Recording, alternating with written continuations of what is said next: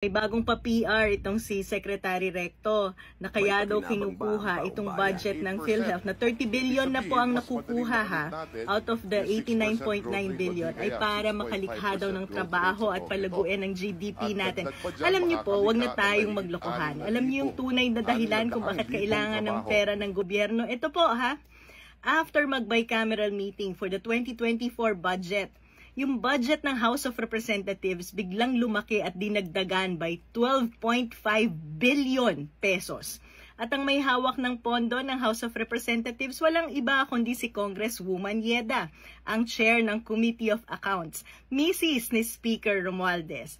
Ang Senate, pagkatapos mag-bicameral for 2024 budget, lumaki po ang budget nila by 2.1 billion pesos. Ano pa yung mga budget na pinalaki nila? Ito din, yung DPWH, pinalaki nila by 175.68 billion pesos.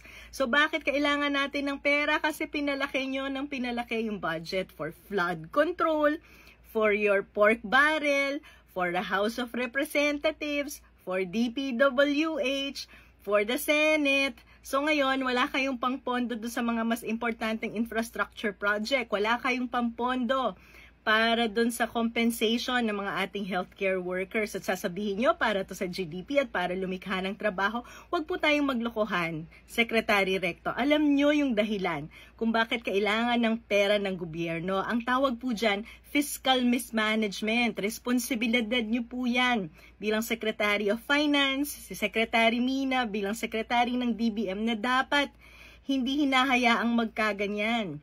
Pero pinalaki yun ng pinalaki yung budget, wala naman palang pondo. Ngayon kinukuha nyo yung PhilHealth Fund na dapat sana ay tutustos sa mga pangangailangan ng taong bayan. Ano ba naman yan? Huwag tayong maglokohan.